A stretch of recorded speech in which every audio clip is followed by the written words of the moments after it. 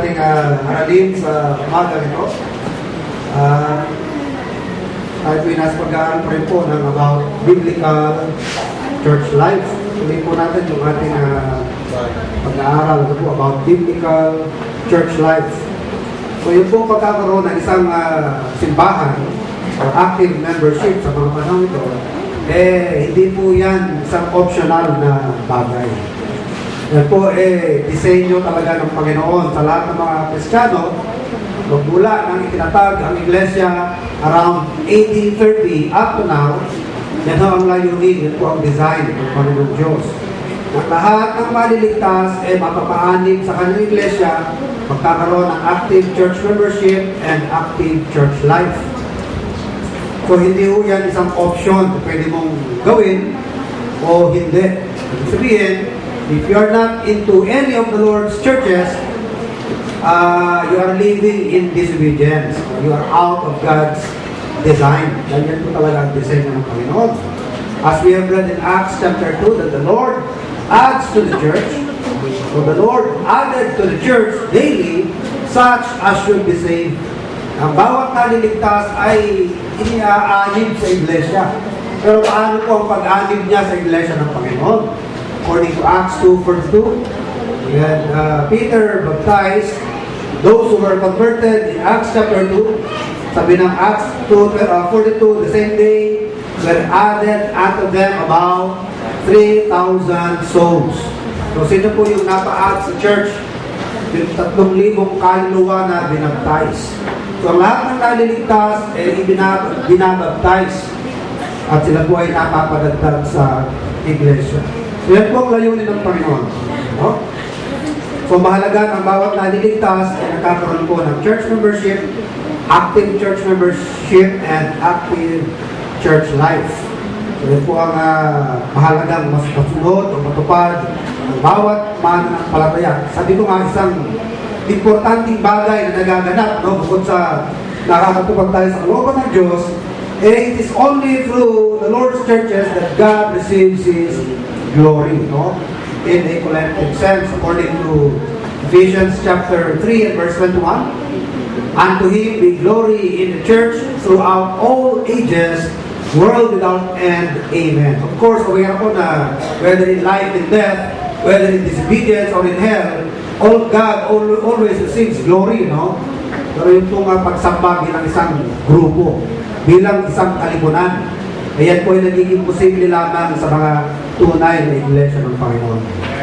Dahil napakarami po ang mga nagkakatipon-tipon ngayon, no? At kung bilang ang pag-uusapan, talagang mas malaki ang kanilang bilang. Pero ang pagkakaiba, sa ganun mga pagtitipon na hindi po nila naluluwalhati ang Diyos. Bagaman marahil ang kanilang layunin, luwalhati ng Panginoon. Pero hindi po naluluwalhati ang Panginoon sa lahat ng pagluwalhati o pagsamba na ginagawa ng tao. If you read the book of Proverbs, sabi doon ni Solomon, the sacrifice of the wicked is abomination unto the Lord. Kahit na nagsasakripisyo sa pangalan ng Diyos, hindi yung lahat ng pagsasakripisyo sa ngalan ng Diyos ay katanggap-tanggap sa Panginoon. Meron siyang mga disenyo, meron siyang pattern na ibinigay kung paano isasagawa ang pagsamba sa Kanya. No? Kahit na maganda na yung intention, kung di manusunod ang pattern ng Panginoon, hindi mo yun makakalwalhati sa Diyos. It is important that we follow the exact pattern as it was laid out to us in the Scripture. Kung paano ang pagsamba as a church.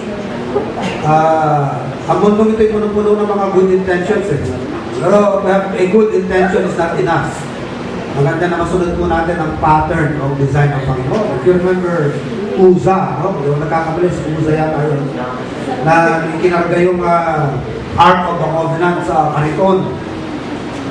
Hinihila ng kalabaw o ng baka yung kariton na pinagpatungan doon sa Ark of the Covenant, nalubak. Kunting mahulog yung Ark of the Covenant. At ang ginawa ni Uza, hinawakan niya, inalalayan niya yung Ark of the Covenant. Dahil mahuhulog, anong ginawa ng Diyos? Pinatay si Uza. Suriin yun, ano? Hindi naman masama ang layunin ni Uza. Gusto lang niya, huwag mahulog Pero pinatay siya ng Panginoon. Ibig sabihin niya, hindi ko maganda ang layunin mo, maganda ang intention mo, sapat na yun. Ang maraming mga nagsisimba ngayon sa iba't ibang simbahan, magaganda ang intention niya, puri ng Panginoon. Pero kapag hindi nila nasunod ang pattern ng Diyos, hindi matatanggap ng Diyos ang kanilang pagsamba. Dahil doon sa nangyari kay Uza, may karapatan lamang humawak sa ark, mga priests, mga Levites. Si Uza ay hindi siya priest, di ba? Hindi rin siya Levite, wala siyang karapatan humawak doon. Isang bagay, isang pattern na hindi nasunod doon, ang Ark of the Covenant, hindi dapat kinakarga sa karipon. Correct? Paano dapat binubuhat? Paano kinatransport? It must be borne on the shoulders of the priest. Kaya nga nilagay nyo ng abang na may abang yun na mga rings. Dahil yung rings, yun yung pagtutusukan ng pingga o ng staves. At papasanin yun sa balikat ng apat na priest, hindi sa karipon, hindi nilalagay. At pagka hindi nasunod ang pattern ng Panginoon, peligro ang dulot niyan. No? Remember in Matthew chapter 7, 22 and 23, not everyone that calleth unto me, Lord, Lord, shall enter into my kingdom. Hindi rin lahat na nagpipreach in the name of the Lord shall be accepted by the Lord. Dahil yung maraming gumagamit ng pangalan ng Panginoon sa judgment day, anong i-declare ng Panginoon, depart from me, ye doers of iniquity, I never knew you. Meaning from day one na ginawa nila yun, hindi na sila tinanggap ng Diyos.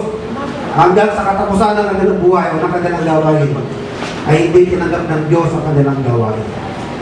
That is why it is very important for every child of God to be joined in the Lord's true churches. Sa mga tunay na simbahan lamang ng Panginoon, dapat kayo napapabilang. Dahil doon lamang matatanggap ng Diyos ang panambahan ng isang gawain. No? Doon lamang siya nanulwalhati. Sabi niya, unto Him be glory in the church throughout all ages, world without end. Amen. So if it is that important, the next question would be, anong simbahan yan? No? Ano po ba makikilala ang isang tunay na simbahan ng Panginoon? So a biblical church is not identified by its name. Hindi po sa pangalan na-identify ang tunay na simbahan, kundi sa kanyang mga characteristics, sa mga marks. Dahil ang tunay na iglesia ng Panginoon, ay meron po mga distinctions yan. Meron mga pagkakakilanlan yan.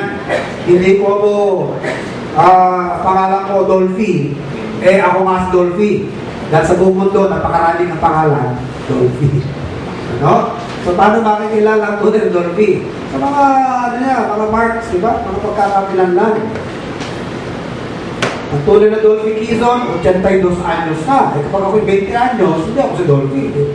So, meron mga pagkakakilanlan.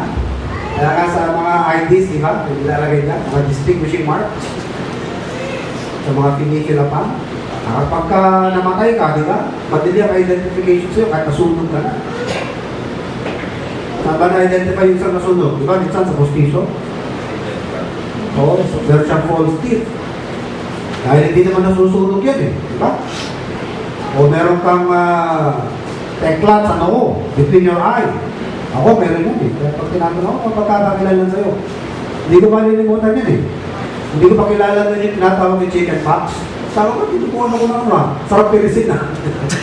Tiniris po agad. Yung pala, pag tiniris ang chicken pox, malalim. Di ba? Malalim ang teklat. Hindi ko malilimutan kami. Dito pa yun eh. Nagtanda na ako, kaso lang, hindi na mauulit yan eh.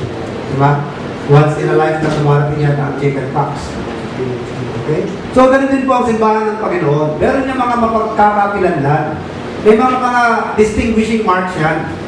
Na kapag ka-present yung mga distinguishing marks na yan, tsaka mo lamang masasabi na true church ito ng Panginoon. Dahil ang Biblia, nag-iwan naman sa atin ng mga pagkikilanlan eh. Ang Biblia naglagay o nagsulat kung ano paano makikilala ang simbahan ng Panginoon. No? So, una sa lahat, nabanggit po natin last Sunday, hindi ko pong natatandaan, no? Yung membership, hindi hulus ang membership sa tunay na simbahan ng Panginoon. No? Ano ba tinatanggap ang membership? Ganito kasi mga simbahan na kapag basta meron taong nagpresenta na agad, gusto ko na maging member sa simbahan ninyo, pwede na yan. Ano pong nire-require sa isang magiging membro ng simbahan? Kailangan mananampalataya. Ano? Regenerated membership. Wala pong i-join.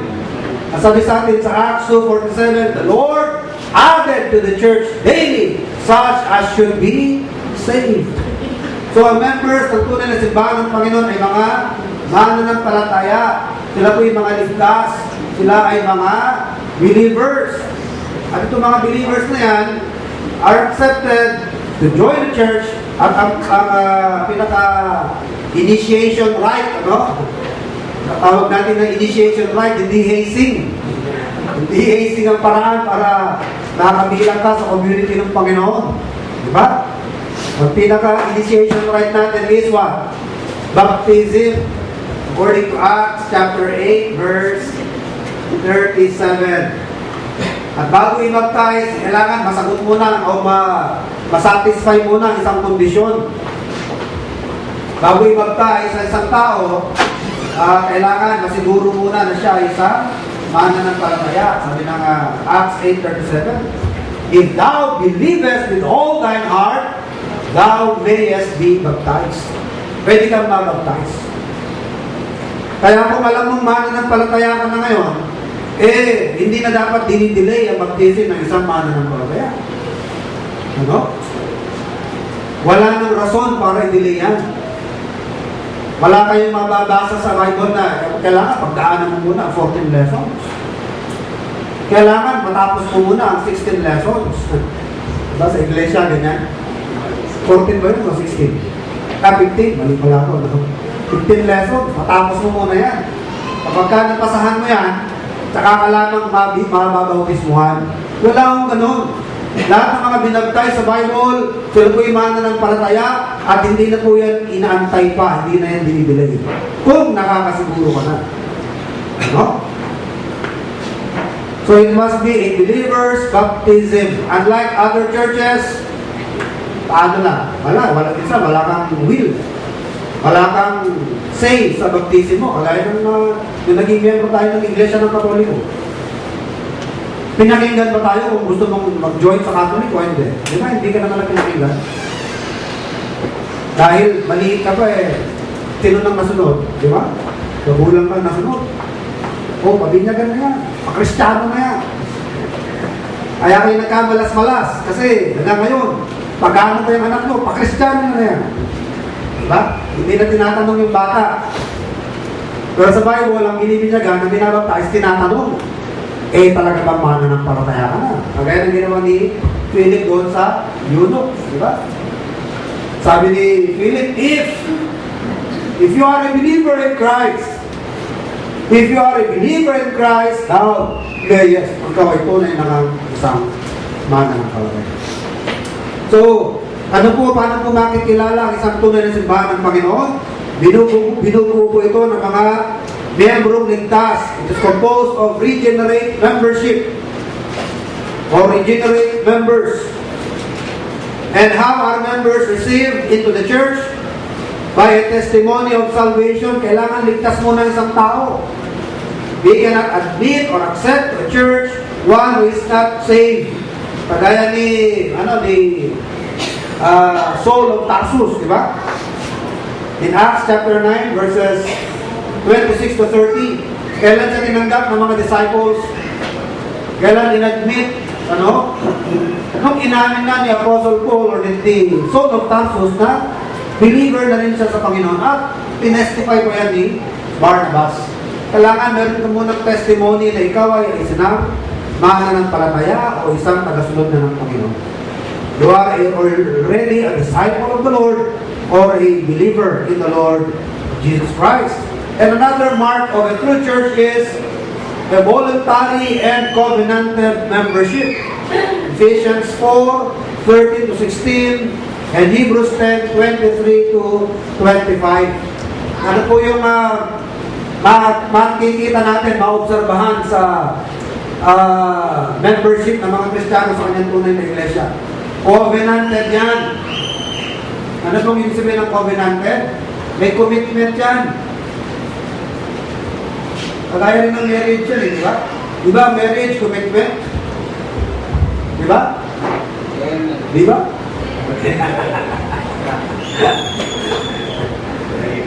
Amen. Ano po? Ano, bago na kayo? O, giniginaw mo yun. Ang membership sa tunay na iglesia ng Panginoon, meron po yung commitment. Meron may na-expect sa'yo. At meron ka rin ma-expect sa membership. At ano yan? Yan. Ano babasa niya sa church covenant? You can expect the church to pray for you. And the church also expects that you pray for the church. You can expect the church to be careful in their manner of life. Dahil iniingatan po natin na hindi tayo makakatisod sa ating pamumuhay. Kaya mayroong portion ng ating church covenant nagsasaad na be engaged therefore to walk circumspectly in this world. What do you mean by walking circumspectly? It means you walk carefully. Atin po mga isinasaad sa ating church covenant, mga kapatid, hindi lamang yan invento ng tao. Yan po yan yung diwa ng Biblia. Yan ang diwa ng aral ng Panginoon na pinormulate into a concise, brief and concise form. So it's readily available and madali lang mag-resort, madali lang puntahan. Para pagka mayroong magtatanong dito sa atin, paano ba dyan sa simbahan ninyo, ang inyong sistema dyan? Kung pwede ba ako na magpapakita at hindi, kung ayaw ko, o paano ba yan? Madali lang sagot dyan. Kumuha po kayo ng aming kopya ng church covenant. Hindi ba? Hindi yung sasabihin mo sa nagtatanong, basahin mo na lang ang Bible. Nasa Bible yan. Totoo naman talaga yun, di ba? Ang mga conduct na in-expect sa atin, lahat yan nasa Bible, correct? Pero, hintayin mo pa bang mabasa ang buong Biblia? Bago mo malaman yung mga tamang behavior o expectation sa'yo bilang isang Kristiyano, matagal yun, di ba? Unlike, meron na niyang na-formulate na rin yan. Ano? So, madali mong malalaman ang mga conduct na in-expect sa atin. And part of that is to walk circumspectly or carefully in this world so as not to offend a brother or a sister, and so as not to offend the unbelieving world. Dahil kapag natitisod ang unbelieving world sa pamumuhay natin, hindi magiging effective ang ating message, correct? Hindi magiging efektibo ang mensahe ng simbahan. Nababawasan ang bisa. Parang sa magulang na you do not live what you preach sa bahay. Marami kang pangaral, pero yung pinangangaral mo, hindi mo pinapasabay. Effective ka ba sa anak mo? Diba? Ganun din ang simbahan. Meron tayong mensahe sa mundong ito, pero paano makikinig ang mundo? Sinabi natin tayong asin ng sanglibutan. Sabi natin tayong ilaw ng sanglibutan, kaya aandap-andap ang ilaw natin. Yung salamin na nakapaikot sa ilaw natin, punong-puno na ng puso. Diba? Paano makikita ang liwanag? Hindi tayo nakikita ng liwanag sa libutan. Ano? So, it is a membership which is voluntary. Hindi ka pinili. Wala akong sapilitan na pagiging member sa simbahan. But once you are in the church, you live in a covenant. We have an agreement. Meron ng covenant. Covenant is an agreement. Meron po yung commitment. Meron in-expect sa iyo at meron kang ma-expect sa iba. Meron po mga provision mo. Maganda po na maging bihasa po tayo sa mga inaasahan. Dahil yan po diwa ng Biblia. Na hindi mo na kinailangan basahin pa ang buong Biblia para malaman yan. Dahil sinamarize na yan dyan sa ating church covenant. Ano? Pero hindi po yan substitute sa Bible. Nasa Bible din po ang lahat ng diwa na naririyan. Okay? So, paano natin makikilala ang isang simbahan? Ang kanyang membership, covenanted. Unlike sa, talagay natin, totoo naman eh. Sa Katoliko, covenanted ba? May nakikialam ba pag hindi ka nagsisimba? May nakikialam ba pag namumuhay ka ng nakakatisod? May sumisita ba sa'yo ng ibang miyembro ng Catholic Church? Kaibigan, ganyan mamuhay. Meron ba gano'n? Wala, di ba? Kanya-kanya. Bakit, mga kapatid? Hindi siya covenanted membership.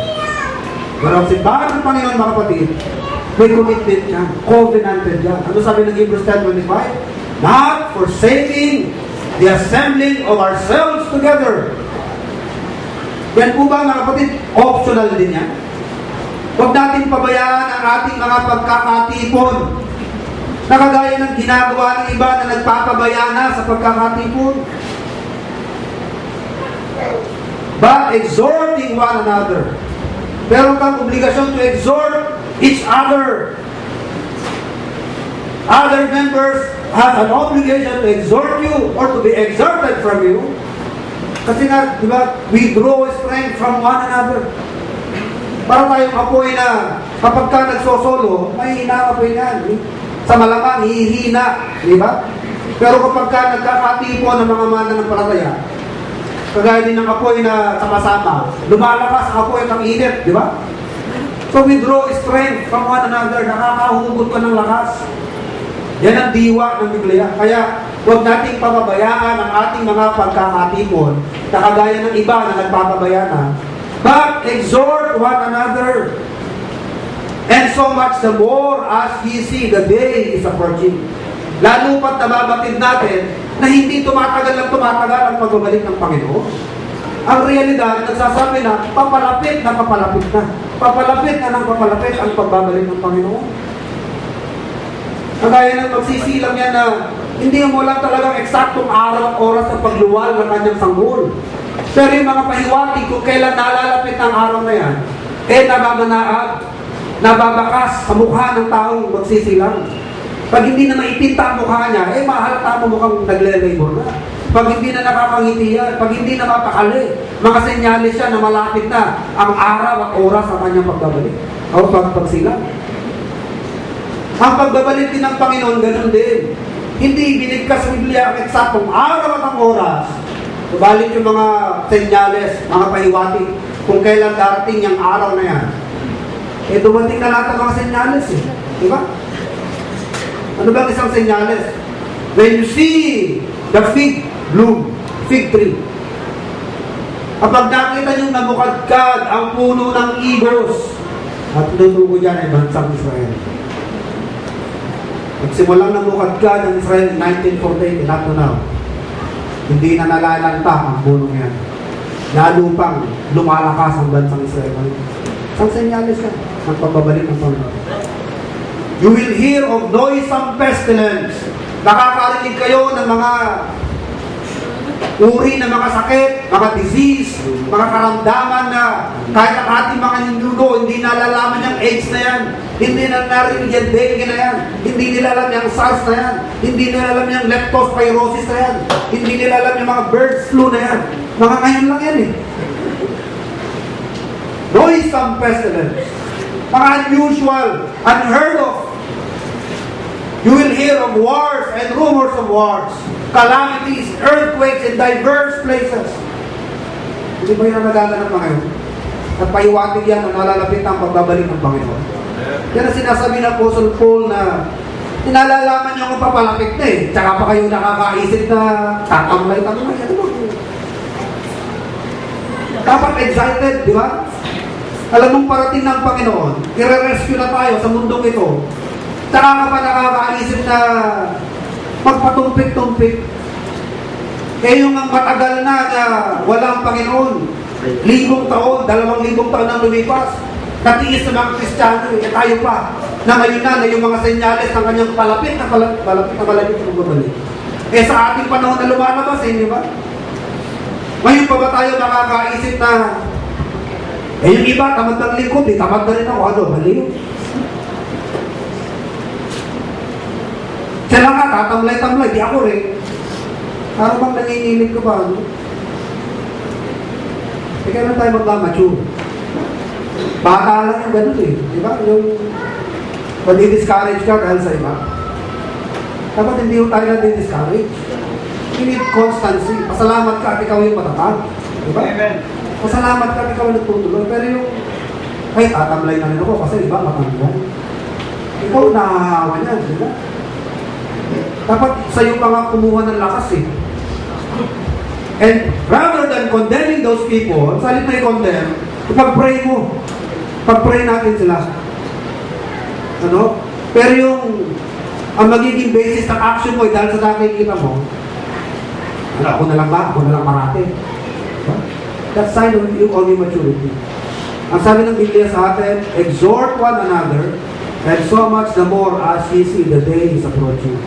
At ako hindi nyo po ma-expect na parating i-remind tayo na magsimba tayo kasi ang tatagalan natin na rin din. Tayo noon magpapalaala sa sarili natin yan. Alam ko kailangan yung kumain. Sinabi ng Biblia eh.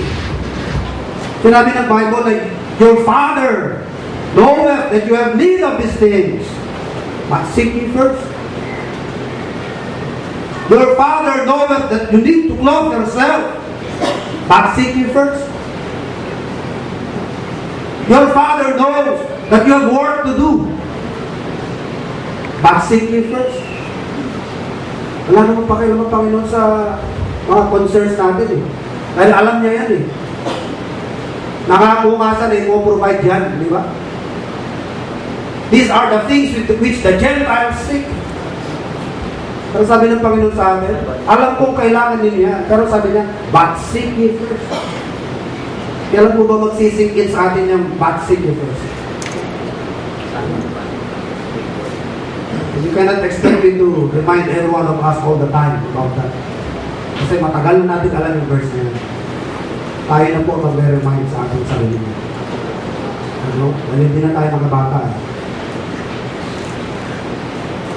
Alam ko, meron tayong mga needs, meron tayong mga gawain, may mga trabaho, may mga concerns tayo. Di ba yung nakapangako ng Diyos? Alam kong kailangan niya.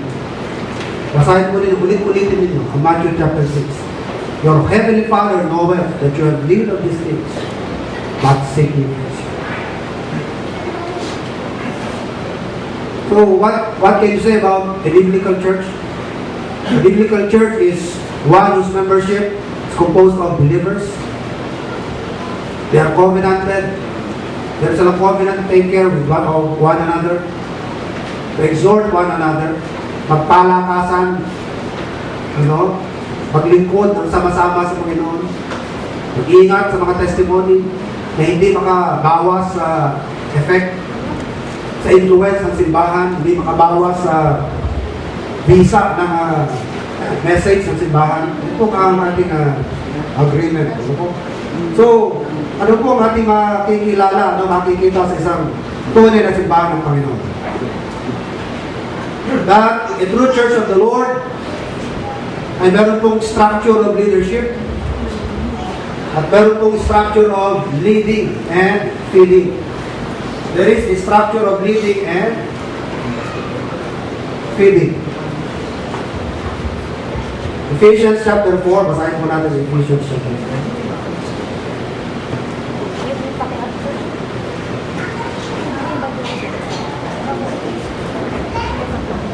Ephesians chapter 4, verses 7 to 13.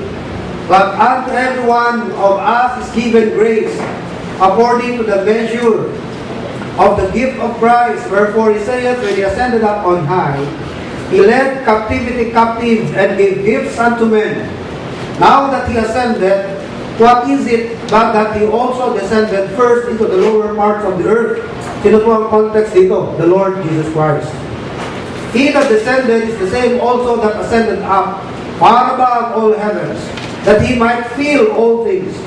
And he gave some apostles, and some prophets, and some evangelists, and some pastors and teachers, for the perfecting of the saints, for the work of the ministry, for the edifying of the body of Christ, till we all come in the unity of the faith, and of the knowledge of the Son of God, unto a perfect man, unto the measure of the stature of the fullness of Christ, that we henceforth be no more children, tossed to and fro, and carried about with every wind of doctrine, by the sleight of men and cunning craftiness, whereby they lay in wait to deceive. So ano po ang makikita nyo sa isang simbahan ng Panginoon? Meron pong structure of leadership, meron pong nag-lead, meron pong leading, at meron feeding. The leaders, ano po ang mga leaders sa simbahan? Sabi niyan, first, apostles, prophets. Kaso lang ang merong benefit of having apostles, yung pong first church of the Lord Jesus Christ, composed of the 12 apostles and the Lord Jesus Christ. Sila po yung mga tinatawag na founding fathers. Pero wala pong succession of apostles. Wala nang apostles ngayon. Kaya huwag tayong maniniwalang apostol si Ibuloy. Sino po yung mga nag-claim na apostol ngayon? Si Rulo. Si Rulo. Si Rulo. Si Morris, si Rillo. Si Rulo. Ano? Mga nag-claim na apostol yan. Wala akong succession ng apostol. Ano? Ang apostles, until the Lord Jesus Christ only, nung kapanahonan niya lamang yan. Up to Apostle Paul.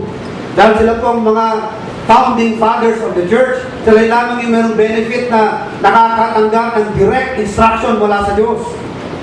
Sila lamang ang ganun, na hindi mo na nila kailangan basahin pa ang Biblia para makausapin sila ng Diyos ang kanyang mensahe. Direkta ang Diyos ang mangusap sa kanila. Sa simbahan, sa Efeso, isulat mo ito. Sabi ng Panginoon kay Apostle John. Sa simbahan, sa Esmirna, isulat mo ito. Nakakarating sila ng mensahe mula sa Diyos. Sila mga founding fathers ang mga apostles. But after them, pagkamatay po nila, wala na po mga apostles. Ang mga natira ngayon, ano po? Prophets. At yung mga prophets na yan, sila po ngayon yung mga modern day preachers. Ano pa ang mga natira dyan? Evangelists. Yan po ang mga leaders sa simbahan na natitira pa ngayon. And they are ang kanilang pong duty is for the defying of the body of Christ, for leading and feeding of the church. What else? Pastor, teacher. Although ginamitan po yan ng interjection na yung and, ano? And pastor and teachers, actually, yung pong pastor and teachers refers to the same person. A pastor is to be a teacher. So he is a pastor teacher. So yun po mga natitira, mga leaders sa simbahan. And they are in charge of the leading and feeding of the church. Ano po ang duty ng mga pastors? They are to feed the church. Anong bilin ng Paul ni Christ kay Peter? Feed my sheep. Feed my flock. Feed my lamb. Ano sabi ng Bible sa book of Jeremiah? I will give you pastors who will feed you, who will teach you knowledge of the Lord. So sa kanila po manggagaling ang ating spiritual education. I know for a fact na kailangan po natin nagkakaroon din po ng pang-sariling effort, ano, for personal feeding. Pero meron po tayong in-structure ng Panginoon na biblical education na manggagaling sa kanyang simbahan. And the ones in charge of that are the pastors. The prophets na tinutukoy, you know. So, what else? Ano pong klaseng leadership yan?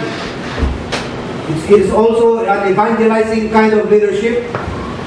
Ang isang simbahan na kung saan makikita po natin na nililid tayo sa pag-evangelize, maging concern po tayo sa salvation, ano po, ng ating neighbors. Ang lilid sa atin ng Panginoon, He shall be my witnesses, both in Jerusalem, Samaria, Judea, and to the uttermost parts of the earth. Maganda po na maging concern tayo sa ating immediate neighbors or neighborhood. Maganda yan. That's our Jerusalem. Pero you do not have to wait na matapos mo ang iyong Jerusalem before going to Samaria and Judea. Dahil ang command ng Panginoon simultaneously. While there is an opportunity, wag po tayong magkait, wag tayong maging maramot sa effort na pwede natin ma-extend o merong oportunidad na makakatulong kahit hindi natin visionary, kahit hindi natin mission. But the opportunity is there na nilagay ng Diyos para makatulong po tayo at meron tayong magagawa. Sabi ng Bible, withhold not good to whom it is due when it is in the power of your hand to do it. Kung kaya mo rin lang magbigay, ba't hindi? Pero yung magiging maramot ka dahil ang concern lang natin, hindi ba tayo muna dapat? Tama yun. Charity begins at home. Pero mga kapatid, hindi mo kailangan intayin, ma-accomplish mo ng lahat sa sarili mong bahay bago ka tumulong sa isang buluting nasa labas.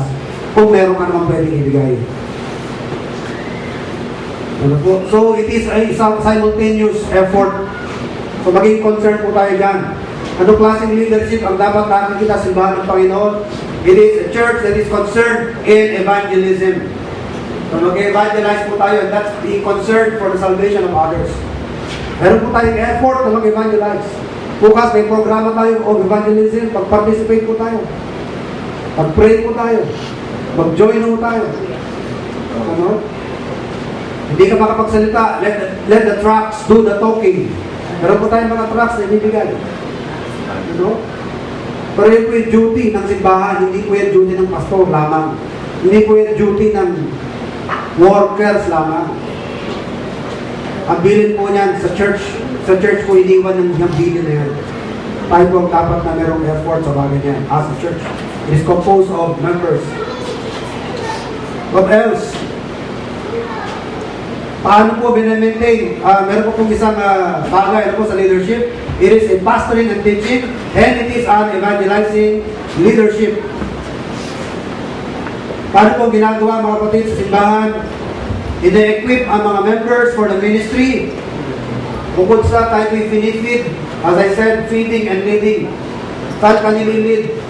Para mag-prepare, ma-equip tayo na maging ready laborers ng Panginoon. Kaya nga binigay ang Biblia para ituro ng mga teachers, ituro ng mga pastors. All scripture is given by inspiration of God and is profitable for doctrine, for reproof, for correction, for instruction in righteousness, that the man of God may be what? That the man of God may be perfect, truly furnished, or truly what? Truly equipped. Yun ang ibig sabihin ng salitang furnished. Para kang sundalo na naka-full battle gear. Hindi yung kulang-kulang. Alala ko yung Second World War, ano po?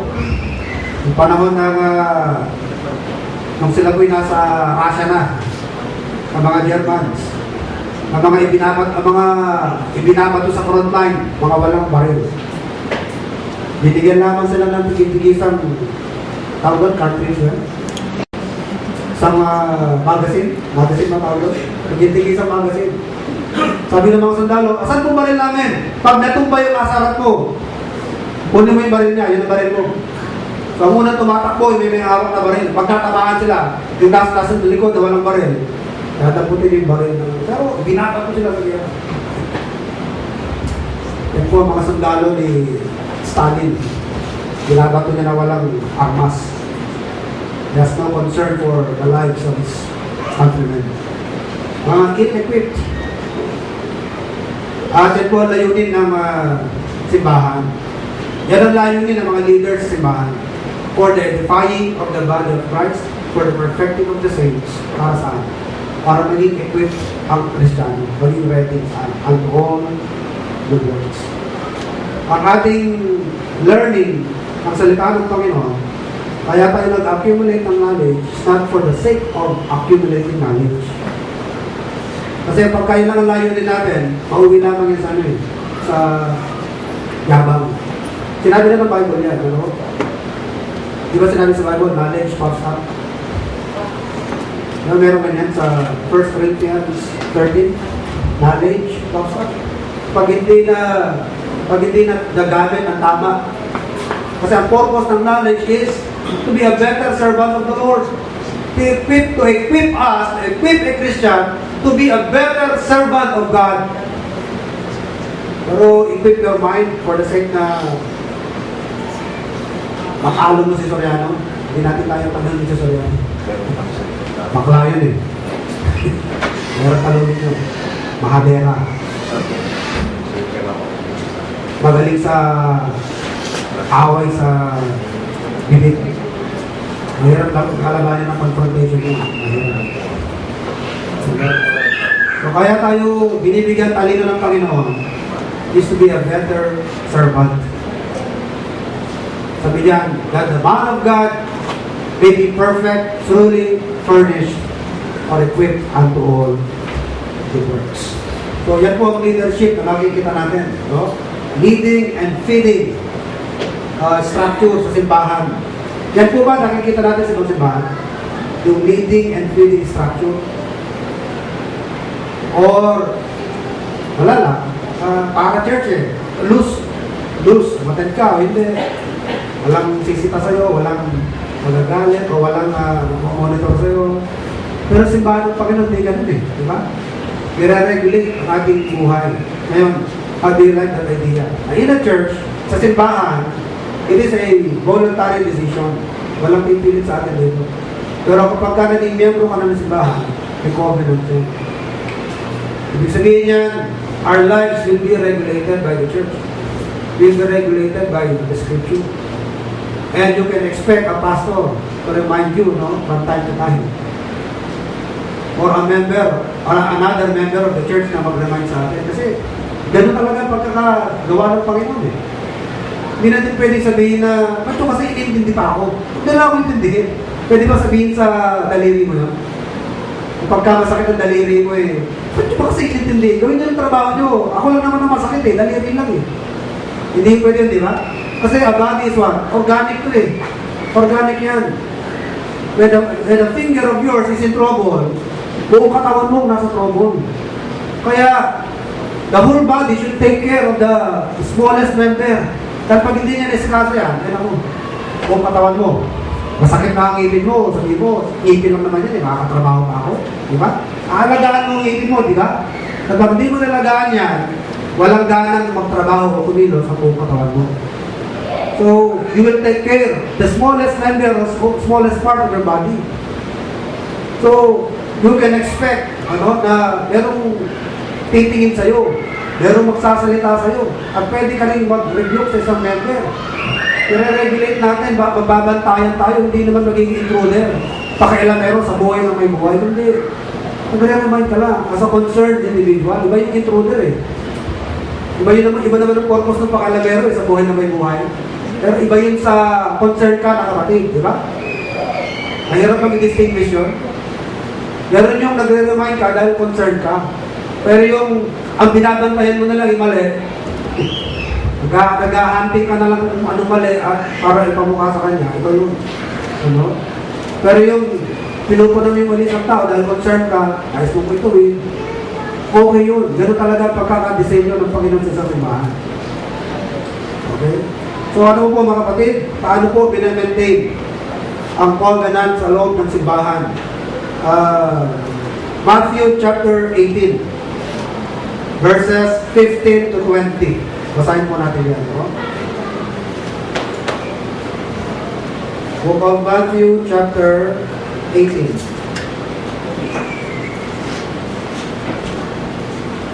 15 to 20.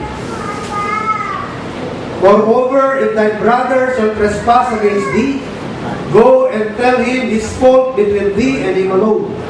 If he shall hear thee, thou hast gained thy brother. But if he will not hear thee, then take with thee one or two more, that in the mouth of 2 or 3 witnesses every word may be established.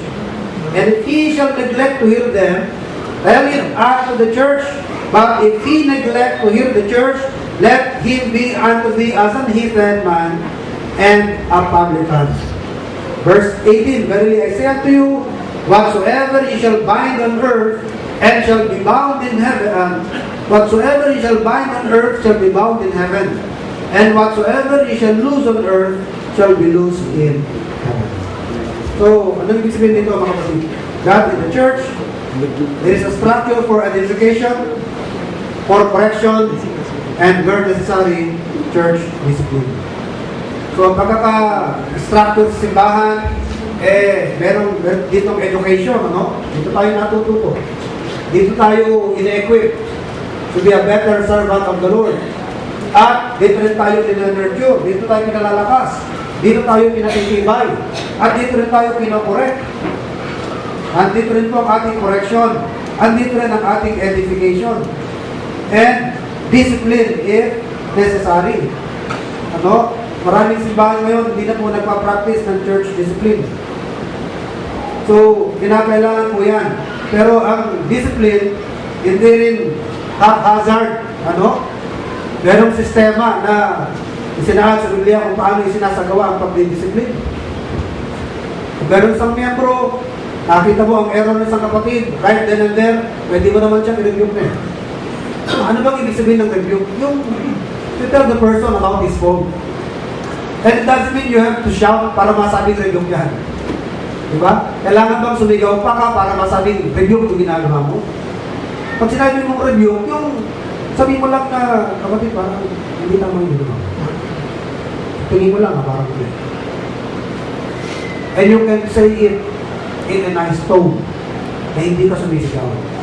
Diba? At matatawag na rebuke yan. Diba? Paano daw i-review kung isang pastor? Rebuke him as a father. O paano i-review kung isang elder? Rebuke him as a father. Paano i-review kung isang bata? As a sister, isang kapatid, parang sister or a brother? Ano? Kailangan ba parati mong sinisigawan niya? And treat him as a father, sabi doon, isang matanda na kailangan i-review. So that's a review. Ngayon, pag hindi siya nakinig sa'yo, take another review para ma-establish na dalawa na kami nagsasabi na medyo may mali nga sa nagawa mo. But if he will not hear him, saka lang tell it to the church. But if he will not listen to the church, then the church can decide. Ano? At kung yung magiging decision ng church, ano sabi ng Bible? Heaven will honor that decision. Nasabi ng Bible, whatever you will bind will be bound in heaven. And whatever you will lose as a church will be lost in heaven. Then, nire-recognize ng Panginoon. Of course, the assumption there is, ang mga decision ng simbahan, mga pinagdidesisyonan ng simbahan is not in contrary to the biblical principles. Kasi kahit na mag-decide, ibang simbahan, pero mali naman na pinag-agrihan. Wala rin yun. Nire-recognize ng Panginoon yun. Pwede ba tayong mag-agree na Sabado na lang ang simba? O pwede ba yun? Mag-agree? Simbahan naman nag-agree. Wala na si Mapag-Linggo. Pwede bang sabihin natin na i-honor sa langit yun kasi as a church naman tayo nag-decide? Hindi rin, Kasi Lord's Day talaga ang Sunday, ang worship, Lord's Day. So, ang ating mga pagdidesisyonan, kailangan mga decision na hindi makakabiolate ng biblical principles. At yan, i-honor sa langit. I-honor yung decision na. So, ito ngayon ang challenge sa atin. Ito ngayon ang iwan kong challenge sa bawat isa sa atin. Do you like that idea?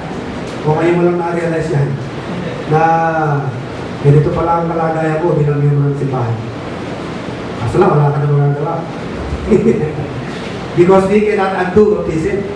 We became a member by baptism. And there's nothing we can do to undo that. Ang pwede lang mangyari is discipline.